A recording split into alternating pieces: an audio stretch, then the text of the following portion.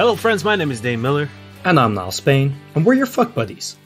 We are a dating and sex advice podcast where we take your sticky, sexy situations and turn them into sexy, sticky situations. Simply put, we answer questions on the topic of sex and dating that we either find online or are sent in by our wonderful listeners, such as yourself. And this episode is the itchy episode because I just shaved my head, didn't have time to shower, and I'm covered in those little hairs that itch you. But also, if you're looking at your phone and you're wondering if you've slipped into some parallel dimension because you just heard an episode by us yesterday and you don't know what's happening, don't worry, you're just one of our exclusive Patreon people who got one yesterday. That's true. At the end of every month, we release a very secret episode called Pillow Talk, only available for certain tiers of our Patreon. If you want them, and you should, head on over to fbuddiespodcast.com and click the Patreon link and join one of the tiers that gives you access to Pillow Talk. Yeah, and if you're kind of sad that you missed yesterday's episode, which we did deal with some fun stuff, including Halloween, then yeah, head over. They're all going to be there. So yeah. And we appreciate the fuck out of it because we love all the support and lets us keep doing this. Yeah, this is the first year that we didn't pay out of pocket to host this bad boy, which is incredible. And all thanks to you. So thank you very much. We appreciate you. And in order to show our appreciation, we're going to answer some questions. Yeah. You want me to start? Yeah, get us going. All right. I'm going to do this one. This is by But Why Am I Here on Reddit. Has anyone reached out to a ghoster and actually gotten a valid and apologetic response? Asking before I make a fool out of myself. Basically what the title says. I, 22-year-old female, had a very, very special date with 22-year-old male. He was very sweet. There was no awkward small talk, and we soon figured out that our values, etc., aligned perfectly. Never really happened to me before where I made such an intense emotional connection on the first date, and I've been thinking about him since. Now the problem is, he asked me for my number. We didn't really exchange numbers before we met, and he has yet to text me there. It's been days. Edit, I don't have his number, he only has mine. That's why I'm expecting him to hit me up and start a line so I can get his number too. Wasn't much of a texter to begin with, which he let me know. We actually talked on the phone for hours at some point before the date. Based on what he told me, I know he's going through shit and it's very possible he just can't talk. I want to text him, you good? Crying emoji. But then this is probably also BS because who the fuck can't spare a text? Also, I've been on the online dating game long enough to know this is exactly how I treat people I'm not interested in. Maybe this is karmic retribution. Lol. Help, friends. Okay. Like, I'm annoyed. I was sympathetic to the cause and the case up until the point where she was like, I do this all the time. Yeah. Like, okay, if this is what you think is an appropriate way to deal with people that you're not attracted to, then you can't turn around and be like, how is this happening to me? Because like you yourself think that this is okay. And if you don't think it's okay, then why are you doing it? Yeah, so exactly. You're either admitting that you're a shitty person and this is a shitty thing to do to someone, or you're saying, hey, this is a totally fair thing to do, but I only care that it's not fair because it's happening to me, which are pretty much the flip side of the same coin of like you being kind of a shitty person. That's the thing. Either way, it sucks because you're changing the situation that you're in. So either you think it's fine normally, but it's not fine when someone does it to you, or you don't think it's fine and you do it anyway. Yeah. Now that being said, there's like you said, a thousand different reasons why this person hasn't texted you. Maybe you guys had a couple too many drinks and put the wrong number in and he has texted you, but I'm not going to sit here and pretend. The other possibility is the fact that you had a very special, magical first date. Could be maybe you were really intense and this dude was like kind of creeped out by that since you seem to like have this fairy tale idea of what this date was like, and it could have just been like a date to this dude. Well, that's the important thing. It's like you guys didn't both have a very, very special, emotional, like blah, blah, blah. You did. Right? So you can't like be like, wow, it's crazy he hasn't messaged me back after we both had this thing. It's like, for all you know, he had a shitty time. You know what I mean? Like, you can't speak for somebody else. So it's like, just because you had an incredible time doesn't mean they have. But like, let's get to what I think is a very important part of this. He has her number. She doesn't have his. Right? But they also have been chatting online and have been on the phone for hours together. So either she could get his number by looking at her call logs, or they have other ways of contacting each other, at which point it's like, it's not just on them. Yeah. Like, Yeah, you surely can you're clearly contact each other some way. even if like you don't have caller ID or they have a block number, you could just like if you wanted to, you guys have the history of like talking on the phone, which is a wild thing to do in modern dating, in my opinion. But you've done it, so call him if you really want to just check in on him. Call him. Yeah, that's the thing. It's like, and I think I'd love to find it because I went through the comments because it was just wild, and I was like, this is confusing. Like, how is it that like you don't have their number but they have yours, but you guys also talked?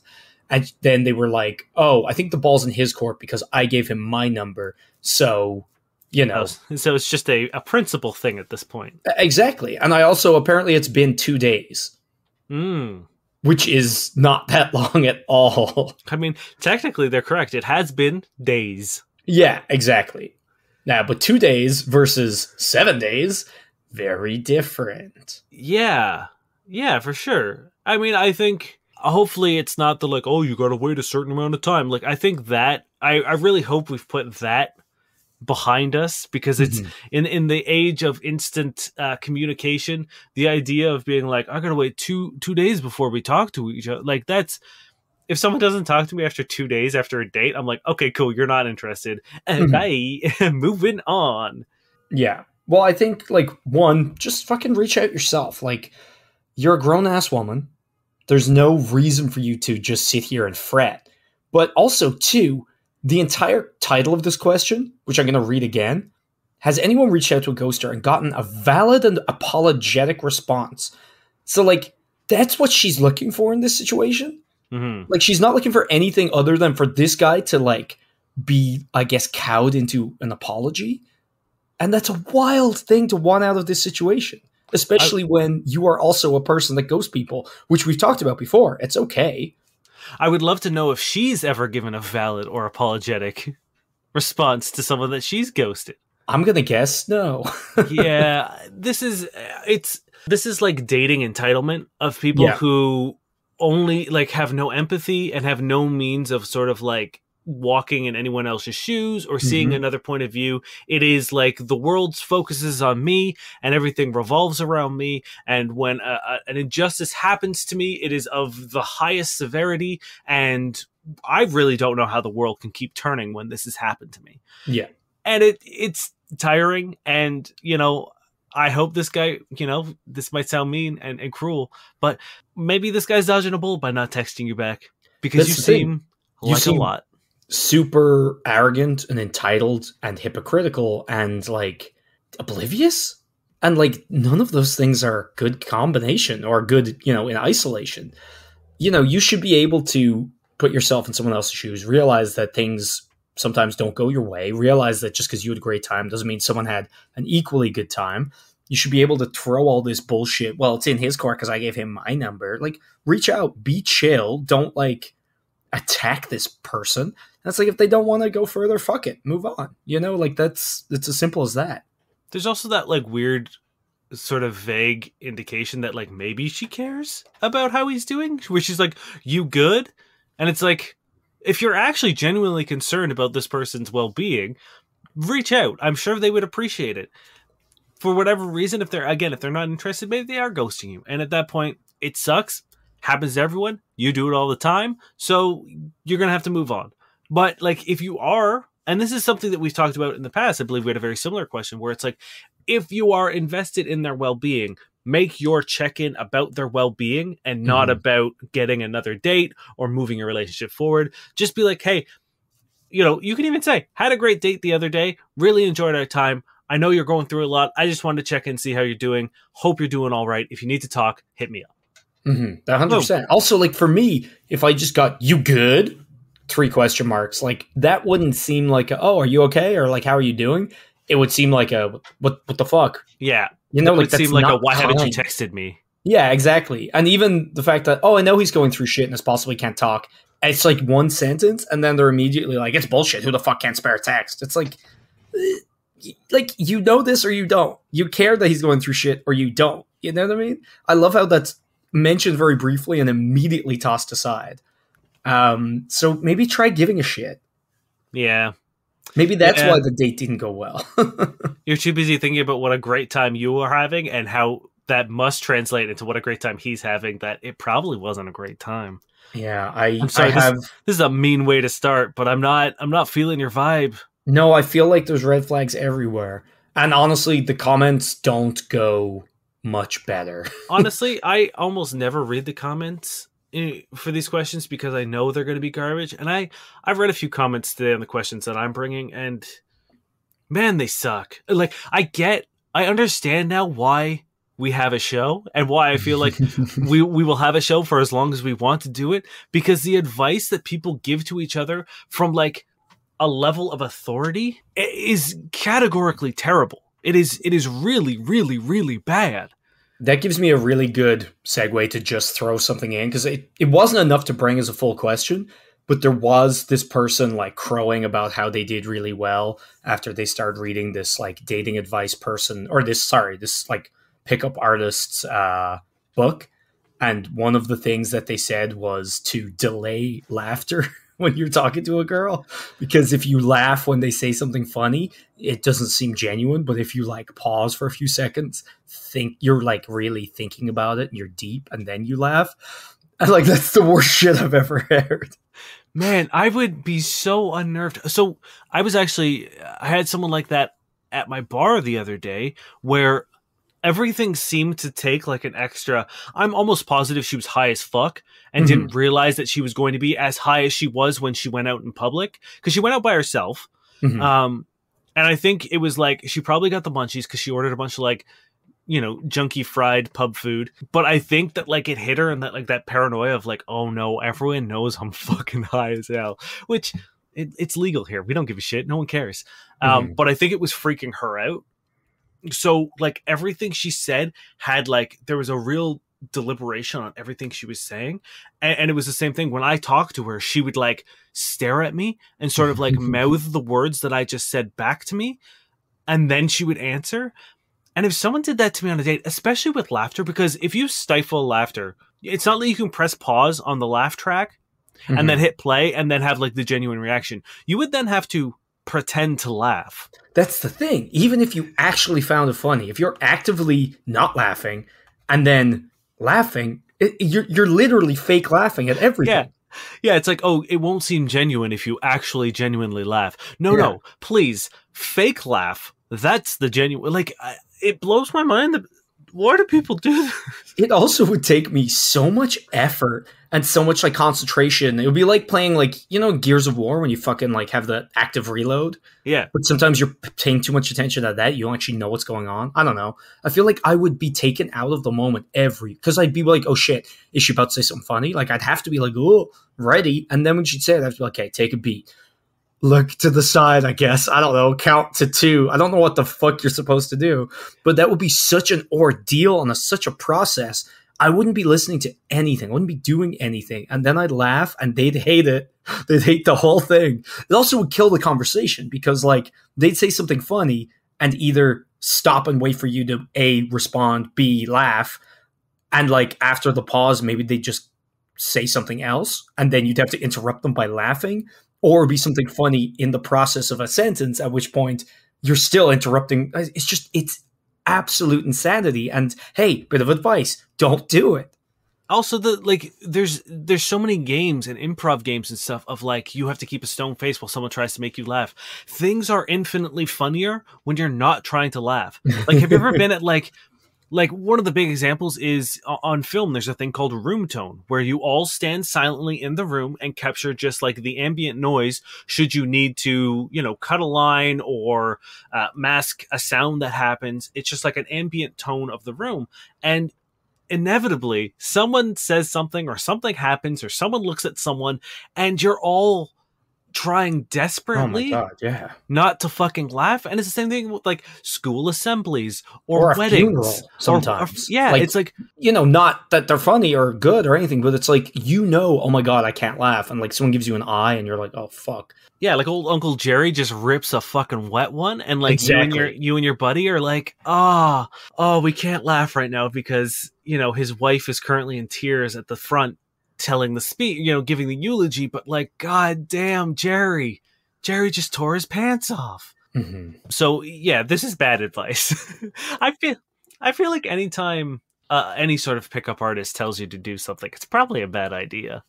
100%. But like people literally buy these books, apparently. They go to fucking courses. They make gigantic posts about it on seduction where everyone's like, oh shit, I'm going to do that. That's just like, no, just do not. Yeah, I can't imagine, like, I consider myself a fairly amusing person, especially in like everyday conversation. I think I'm pretty witty and quick with a joke. I can't imagine being on a date where someone is actively trying to make me not feel that way. But like they're actively trying to make you feel that way. Like that's the point. The point is to be like, oh my God, I am taking time to consider what you're saying. So when I laugh, it's genuine, which is ironic. I feel like maybe the advice that like should have started this is like, don't just laugh all the time or at things you don't get. Because maybe that's the point is like, you know, if you're just like, and they're like, that wasn't funny, or like, I don't think he gets it. Yeah, that's going to kill the mood. But you know what also is going to kill the mood? You like pausing awkwardly and then throwing fake laughter in their face. And presumably, if you found it funny, if you actually found it funny, stifling a laugh? Yeah. To then release a more boisterous. There's a scene in Final Fantasy X in which one of the main characters is trying to teach the other character to laugh or so. I don't know. But it is the English like dubbing of it is some of the worst voice acting that's ever happened. And that's how I imagine. If you don't know what I'm talking about, go and search Final Fantasy X Titus laugh. And that is what I imagine is happening on this person's date. It's probably exactly what is happening. All right, hit me. This is Sean 2020 Fansley. How do I deal with a woman who wants me to stick around but doesn't want to commit to me? This girl I'm talking about, he's 22 and she's 37. This girl I'm talking about, wants me to be with her. She wants me to stick around, but on all the same, she keeps sleeping with other guys. I told her how I feel about her and how I feel about the situation, but she won't stop. But she expects me to stick around and put up with her sleeping with other guys until she's ready to commit. That's not what I'm up for, but she insists on me staying if I don't talk to her or block her. She says she's going to cry about it and tries to make me feel like crap about it. How do I deal with this? Because it's starting to feel like I'm stuck. That was all one sentence. There's no punctuation, so I'm sorry if that was a bit rocky. No, it's rocky, like, anyway, even if it was perfectly, hit all the grammar notes it should have. Dude, get the fuck out. You're saying, oh, I'm trying to talk to someone, and they're just being like, no, fuck you, I don't give a fuck, but you'll make me sad if you leave. Like, cool. They reaped what they sowed. You know what I mean? You're sad right now. Why does your sadness less important than theirs? Yeah, if someone 15 years older than you just like refuses to, like, it sounds like she's just kind of abusing you, essentially. Well, she is. Yeah, I mean, so I think there's two sides to the story. One, she's 100% within her right to be like, I really like you and I would like to keep seeing you, but I'm also going to be seeing other people. Yes, 100%. That's totally fine. Yeah, like in no way was I saying, oh my God, how is she not dating you? You asked and she can't say no. Like, that is definitely not it. And then you were like, oh, hey, by the way, I'm not comfortable with that. I would like to see you exclusively. At that point, that's where you guys make the decision of being like, she says, no, sorry, I don't want to see you exclusively. I would love to keep seeing you if that's an option, but I understand, like, if this isn't going to work for you. And then you say, okay, cool, that's not going to work for me. And you part your separate ways. The like second part of that transaction or that discussion seems to just go fucking so off the rails where neither of you want to. Feels like it didn't happen. Yeah. Like, where he was like, oh, I want to date you. And she's like, no, I'm going to keep sleeping with guys, but like, I don't want you to go. And then he's like, damn, she just keeps doing it. And it's like, but you talked about it. Yeah. And she said she's not going to. So why are you still here? Because like at a certain point, that just kind of becomes your problem. Like, she's being straight up and she's doing what she wants to do. Right? Obviously the whole, if you leave, I'll get sad and cry thing, which like, who cares? Like, that's whatever. Yeah, it's super manipulative and super kind of like gaslighty, but at the same time, Niall was right. It's like, you also aren't happy. So what, you have to make your choice of being like, cool, am I going to stay unhappy because I don't want this potentially fake, she could just be bluffing. And hey, let me tell you what, chances are she is. If she's got like this myriad of men that she gets to sleep with, she's probably not going to be too upset that you go your own way.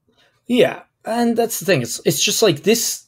It's almost like if this was a different situation. It's like, oh, I want to keep dating my girlfriend, but she says we're breaking up.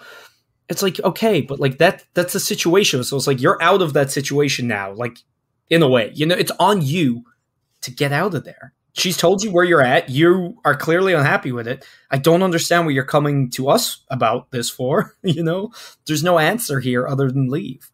For the most part, most relationships and most decisions and milestones and stuff like that are a collaborative effort. There are two that aren't. When someone wants to start a relationship and when someone wants to end a relationship. At that point in time, those are individual actions. And if you guys want to individually choose to become exclusive or enter in a relationship of any sort, great, cool. If one person does not want to do this, that's it. Yeah. Like there is, and the same thing with like breaking up. If someone wants to end a relationship, that's their choice. And that's an individual choice that they get to make. They don't have to get your permission to do it. Exactly. So this person doesn't want a relationship. You are unhappy with what they do want, which they are well within their right to do. So the options are suffer or leave. Yeah, it's really that cut and dry. And it's rare in the world of dating and sex and relationships that there is kind of a cut and dried answer. But I feel like in this situation, it's either like you continue to deal with this or you don't. Also, like, the best part is she's not like, yeah, she is emotionally manipulating you and she's being a bit like whatever, but it's also not dramatic. It's not like, oh, I can't live if you leave me. It's like, I'll be sad. It's like, okay, cool. Like she has two choices here. You have two choices here. And those choices are change your stance on what you're doing or get out of it. There's no half and half. Although, well, there shouldn't be, but there fucking is right now. Yeah. So just like, you're sad. So why are you worried about her maybe potentially being sad in the future? You're currently sad. Stop being sad. Get out of there. Okay, I feel like we're on a particular thread today. So this is by Danny Zuko 5000. Damn, we got Danny Zooks. Finally wrote a closure letter to girl I was seeing. In the beginning, it was so full of life and energetic. Text within 5 minutes, cheerful vibes. Then after a week, it slowly died down, and it was as if I had to beg her every time. Every time I'd suggest something to do, she'd always have something to do without offering an alternative. Sideways looking face. This girl has issues I can overlook, but the main one is communication. I hate how she takes so damn long to reply, 4 hours later, like it's impossible for a person to not see the message notification. Anywho, after receiving the last part of the gift she got me, at first she was elated to give it to me and would do whatever it takes to make sure I get it. I had to basically remind her repeatedly for it. I decided I can't try and fight for this girl's attention anymore. It's been so detrimental to my mental health. Packed all her gifts in a bag and wrote a closure letter. Plan to drop it off at her house tomorrow. Wait, we don't even get to hear what's in the closure letter? No. God damn, man, that's what I was excited for. I don't give a shit about any other stuff. I know. What a fucking tease. But like, well, and it's not really a question, but at the same time, what do you think? So, I mean, I think like the advice, we pretty much, this is the part of the like where someone has taken our advice of being like, you need to leave. You know what I mean? And I think he's making the right choice. If someone, if communication ends up becoming a chore with someone, I think there's probably some issues on his end of being like, oh, taking an hour to respond to me is unreasonable. Like, fuck off. That's an unrealistic expectation, and we can examine that. But at the end of the day, like, if you aren't feeling fulfilled in a relationship and you find it's difficult to plan anything with them, if they don't want to see you, and this all, like, the spark is gone, then yeah, move on. If you want to write a closure letter, as long as it's not fucking, like, abusive or mean or threatening, sure, go for it. They're gonna laugh at it. Like, I can almost guarantee you that they're gonna be like, look at this with their friends, and they're all gonna have a big laugh about it. And that might suck to think about, but that's the reality of it, because I can almost guarantee you, if someone wrote me a closure letter, unless it was incredibly scathing, I would probably share it with my friends. Yeah, and that's what I kind of wanted to bring up, is like, I don't think the closure letter's a good call. You know what I mean? And so, for context, in the comments, someone was like, hey, she'll probably just laugh and throw it away. And he was like, I hope it is something that doesn't happen. I hoped the letter will cause her anger and regret, etc. So it's not even like a therapeutic thing. I think this is a last-ditch effort, which... This isn't a closure. This is a spite letter, it sounds exactly. like. It's either a spite letter or an ill-conceived, like, get back together letter. And neither of which I think is a good call. Like, if you find it therapeutic to write this closure letter, write it down, fucking burn it, and then say, like, hey, I don't think this relationship should continue. And, like, if she asks why, just be like, I don't know, I feel like there's not enough communication. It feels like the spark has died. And, like, hey, maybe she's busy. Maybe there's some shit going on. And then at least that gives her a chance to put her 2 cents in, but it's also possible she's just like, okay, bye. And like, that sucks, but at least you're kind of like actually ending things.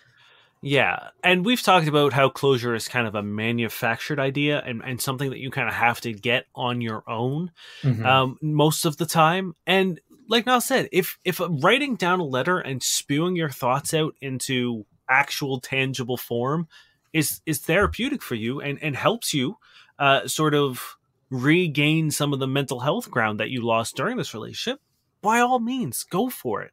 But like Niall also suggested, burning it, I think, is a much more symbolic and maybe a more emotional experience than, because like 9 times out of 10, they're either not going to read it or they're going to find it fucking hilarious. And that, like, whatever you think is going to happen with it probably isn't going to happen with it. So you might as well hold sort of a ceremony. Tell yourself being like, with this flame, I release it.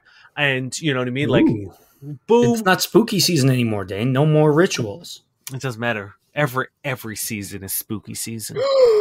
But yeah, like, you know it's done. You're not happy. You're at least pretending like you're doing the right thing. But it seems in the comments you are not, in fact. So do end it.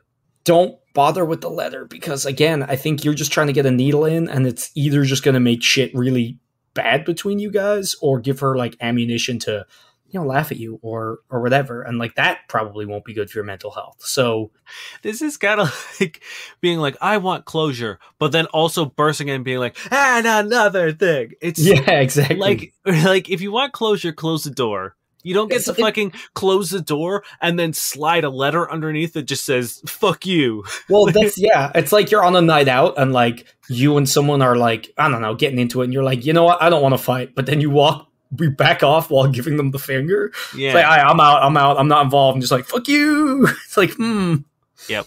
I say don't do this. Just end it for your own mental health. Give yourself some space. And, you know, if at all possible, ending things nicely is worth it because these people don't cease to exist.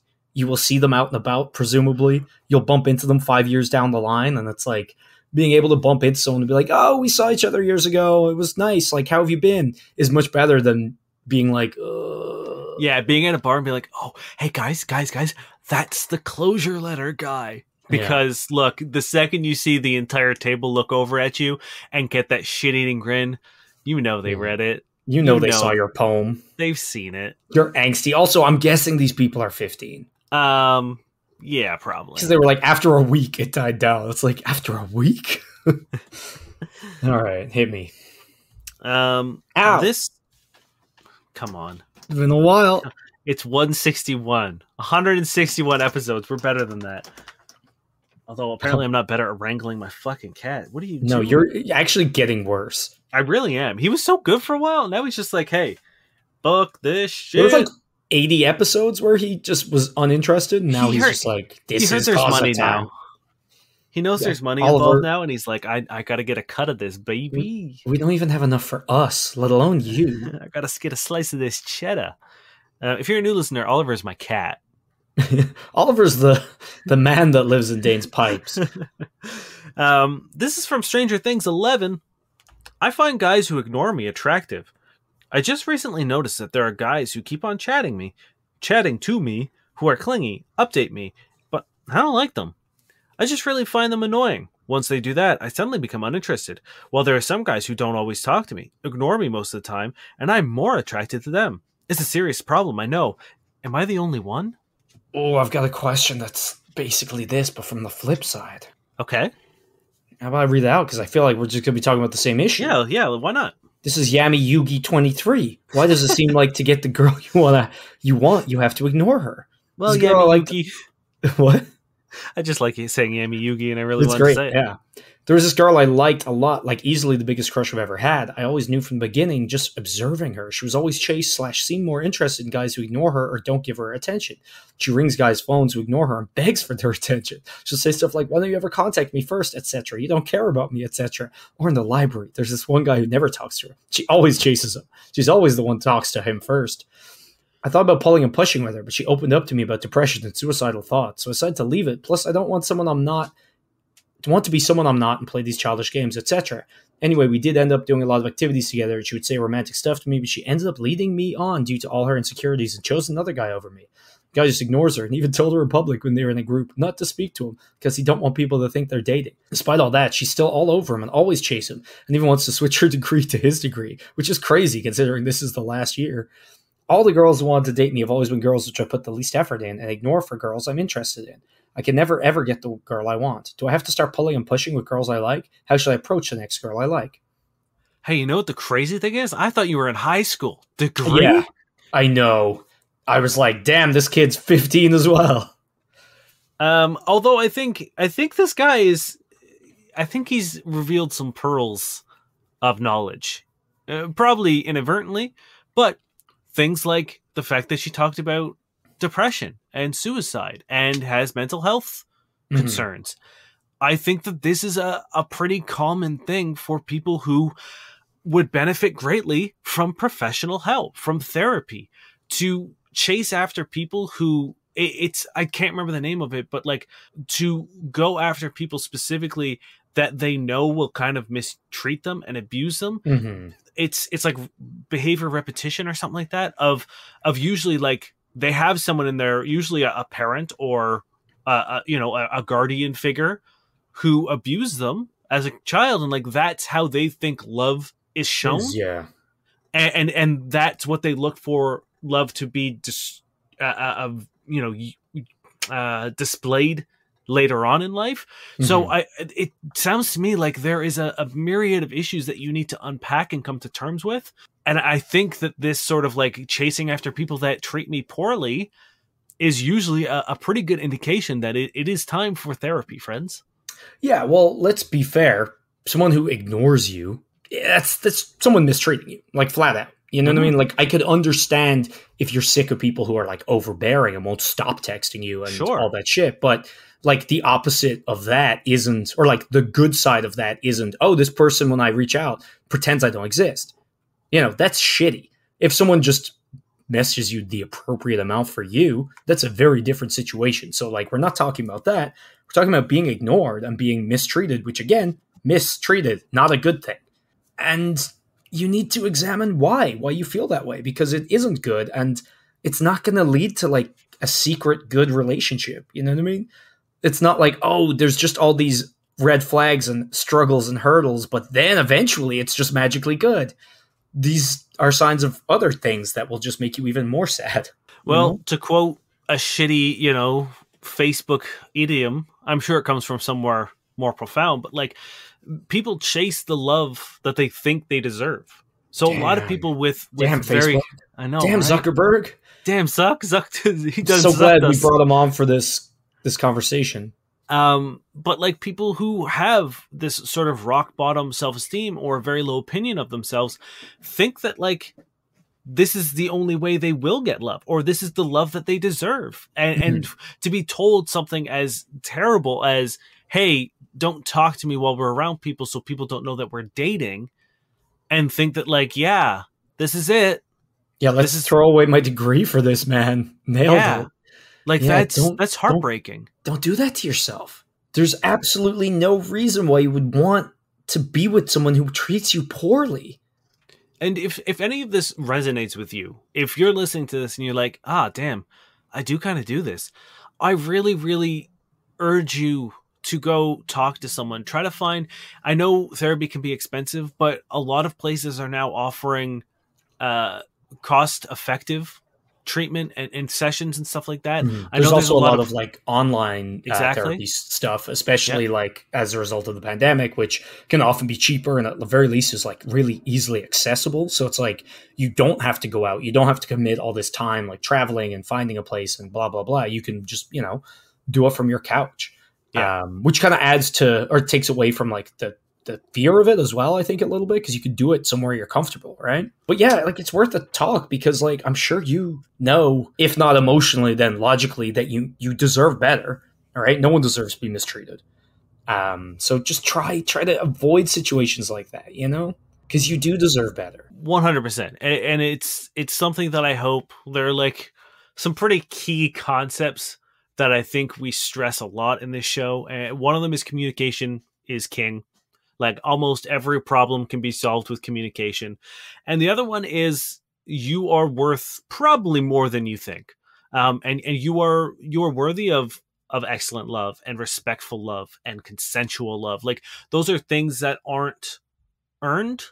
Those are things that are just It should be inherent. fucking baseline. Yeah, like if you are a human being and regardless of your trauma or the damage that you've accumulated over your life, it doesn't make you any less worthy or deserving of love that is respectful and treats you well. If like I said, if any of this resonates, if any of these things sounds like, oh damn, I kind of needed to hear that, I really, really, really urge you to seek out professional help, because I know so many people who, especially during the pandemic, of people who took that leap and started talking to a counselor or a therapist and have been like, fuck me, why didn't I do this sooner?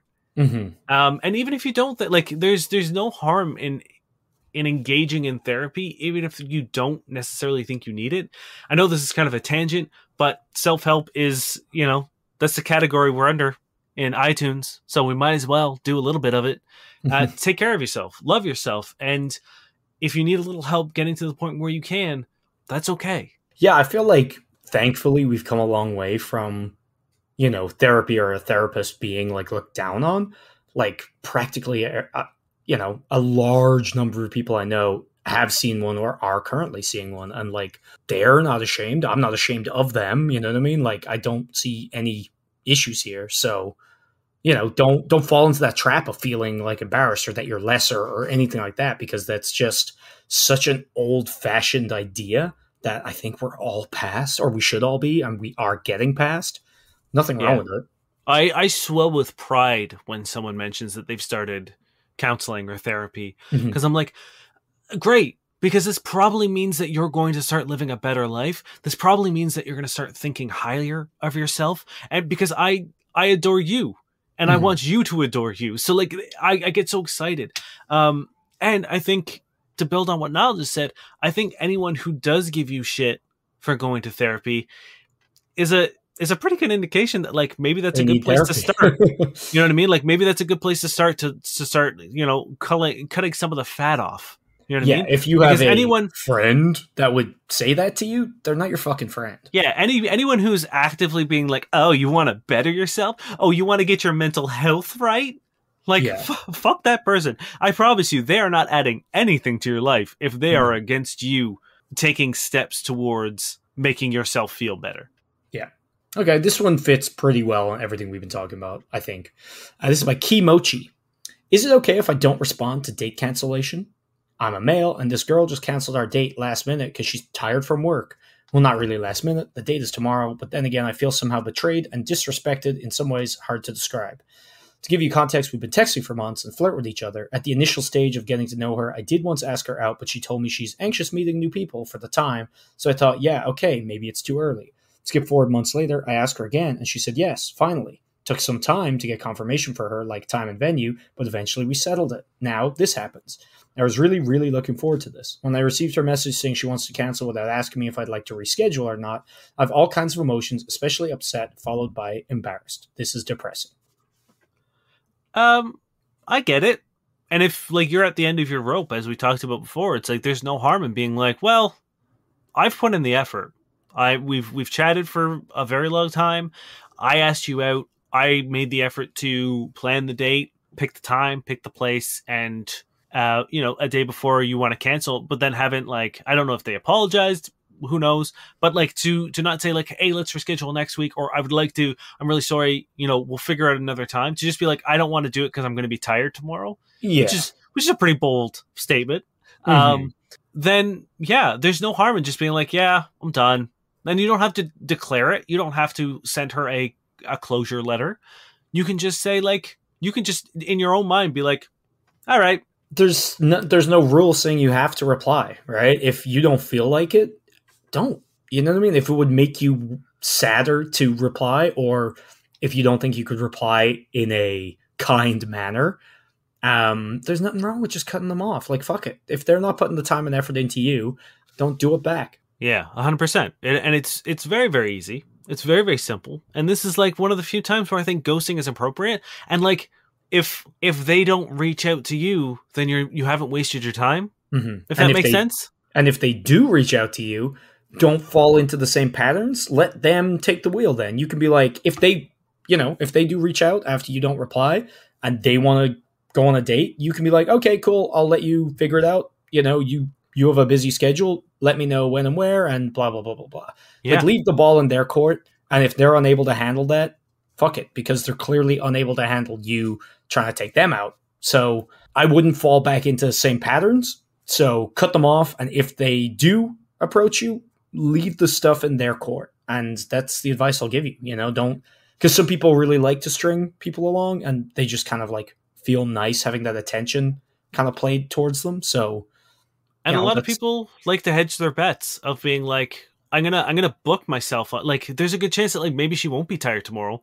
Maybe she just got a quote unquote better date, or something more quote unquote interesting came up. And like, I know there's people who do that too. So it could, like, you could just be saving a shit ton of time and emotional distress doing it. And the thing is, it doesn't matter if there's what the reason is, really. It's like, even if they are legitimately going through something, it's like, it's still not going to work out, right? Yeah. Like, if they cannot give you the time that you're looking for, you know what I mean? Then that's it, really. Yeah. You're not getting what you want out of this. So, save yourself the effort and move on. One of the most important things the pandemic taught me was like the value of personal time, or my free time, because I had so much of it, and I found things that I really enjoyed doing, and like found a lot of it was like solitude stuff, because that's all we could really do. But once things started opening up again, we could start seeing people and going places and doing things. I was very excited to see a bunch of people that I had been talking to during the pandemic being like, I miss hanging out with you. And then I would try to hang out with them. And like, I knew it was going to happen, of like, everyone says they want to, oh yeah, let's grab drinks, blah, blah, blah. But I would put in some effort to the people like that I really wanted to see. And it was like cancellation, last minute, oops, really sorry. And then it's just like, once you stop taking the initiative, and then all of a sudden it's like, there's nothing, then it's like, okay, cool. I'm not going to put in this, like, I'm going to redirect my energy to the people. Like, I'm taking time out of seeing my friends to make time to see you. And if you're not going to reciprocate that same sort of commitment, then I'm not going to keep giving up days that I could be seeing my friends. And it's the same for dating and friendship. So like, if you're not getting that commitment back, then move on. There are other people to fill your time with, and people that will be appreciative of that time. 100%. Ready to do some Tinders? Yeah, let's do it. At the end of the show, we like to peruse online dating platforms such as Tinge, Bumble. Did you say Tinge and Bumble? Yeah. Good job. You nailed it. This is the Walmart version of dating apps. These are the off-brand. There's plenty of beef.ca. Tinder, Hinge, and Bumble are the platforms we usually pull from, and we peruse their profiles. We figure out what works and what doesn't work in an effort to make your online dating experience a little more exciting. Yes. This is Jai. My life revolves around fitness and designing. Can make you a hobby too if you act right. I like Middle Eastern and South Asians. Tall, tan, brown men only. Upside down smiley face. Yes, I have a type. If I'm too intimidating, don't bother wasting your time, because a man with confidence is very attractive. I'm not crazy about... I understand that people like what they like. I'm not crazy about broadcasting it. you're on a platform in which you get to pretty much swipe through a meat catalog. If you're only into that type of person, those are the only people you'll be swiping on. But also, like, it's fucking weirdly racist too. You know what I mean? Oh yeah, And like fetishization and just like the othering none of that's is cool. You know what I mean? And like the weirdly specific racial shit. It's like, you know, if you for some reason feel that way, keep it to your fucking self. That's what I mean. As which like, you shouldn't feel that way, really. No. But whatever. But like, if you do have like, if I was only sort of like attracted to blondes, I wouldn't be swiping on brunettes. You know what I mean? I wouldn't be saying yes to brunettes. Therefore, I wouldn't be matching with them. Therefore, it is a moot point to bring up. Yeah, the best part about dating apps is that, like, it's a two-way street. You know what I mean? People don't just get to bombard you. So you can just filter out the ones that don't meet your fucking whatevers, and you don't have to be weirdly shitty. Although, hey, thank you for the red flags, because now we know. Yeah. No, thank you. Now this also, if I'm too intimidating, it's just a weird energy to be throwing out there. And then a man with confidence is very attractive. No shit. Really? Never heard that before. Like, you just sound so toxic. It sounds like this is all code for other, like, toxic behaviors you like. It's just a 1. Yeah, we're gonna give it a 1 as well. This is Emma. Very interested in mean gossip about your coworkers. Is that it? That's it. It's like a 9 out of 10. I think my Tinder knows exactly what I use it for. Yeah. Because a lot of the profiles it shows me are literally like one-line things like that. One-line zingers. Yeah. I also think it's fucking great, so I'm going to give it a 9 as well. Yeah. It's like unexpected and funny. Also mean gossip, not just gossip. Yeah. That's funny. This is Leanne. Low-key extrovert, looking to be fed. Fork and knife emoji. List of things I bought this year that I literally used one time. Road bike, stand-up paddleboard, fishing license, question mark, question mark, question mark, question mark, question mark, question mark, question mark. Things I should have bought, bug spray. Okay. I'm going to give this like a 6 because it is funny and like you get a sense that they're outdoorsy, but not really. They're outdoorsy and maybe a little spacey, but like I find it like very charming because it's actually quite funny, but like it's unlike any other. Like it's not like she looked at a fucking like 8 funny profiles and was like, oh, I'm gonna copy this and change it. Like it seems very much their own, and it's also kind of like self-deprecating in a sense, which I appreciate. It's like a 9 for me. See, the thing that kind of throws me off is the looking to get fed, because I'm like, are you just one of those people who goes on dates to get free meals? Yeah, that's fair, I guess. So I'm a little iffy on it, which is why I'm saying 6, because like I'd say yes, but I'd be hesitant. Honestly, I was just like, I like food, and just glossed over that. This is Brittany. She has her Twitter as like the first thing on her profile, which is always interesting. A good sign. She says, if you have a baby mama, don't swipe right unless she's dead. If you're looking to fuck, swipe left. That it? That's it. That's a 0.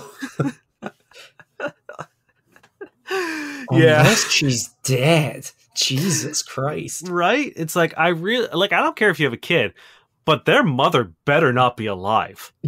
It's such a weird energy. It's absolutely unforgivable. That's a 0, Brittany. Yeah. Imagine like she was dead. Like that would be probably a pretty traumatic thing to just have thrown in your face on a random Tinder profile. Mm-hmm.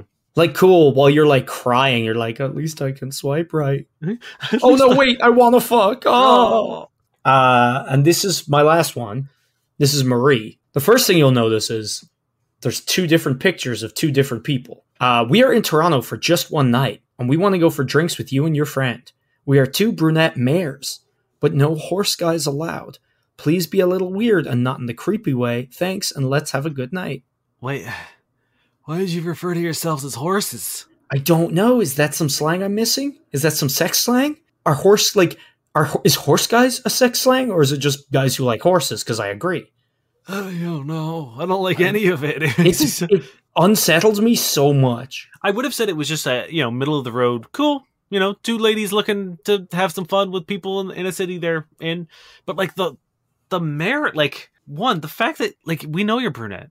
We can see a picture of you. Yeah. It's very strange when people are like, brunette. Yeah. And, like, they got a lot of hair. It's not like it's hidden. It's very much there. It's done up quite nicely. Yeah, I don't know. There's something about this that makes me think either they're gonna murder people or there's code that I'm missing. Yeah. Like very heavily, like, this is some kind of like underground freaky shit. I don't know. Or it's like a CIA activation. I don't know. Yeah, like a 70s like handkerchief or like bandana thing from like the gay community where like different colors meant different things. Yeah. Like, I'm quite concerned that if I said yes to this, I would be misconstruing everything. Mm-hmm. So it's going to be a 0, I think. I won. I'll give it a 2 because it's better than the other 2. Yeah, I think I'm going to live in that world as well. This is Aaliyah. She's 18. Hi, I'm Aaliyah, angel emoji. I know I look 12. Don't mind me. 5'4", 95 pounds, smiley face. I love concerts. And I think this is pertinent. We usually don't talk about pictures, but all of their pictures were them in like schoolgirl costumes or like outfits. Okay. They're going for a very particular type of person, I guess. Yeah, pedophiles.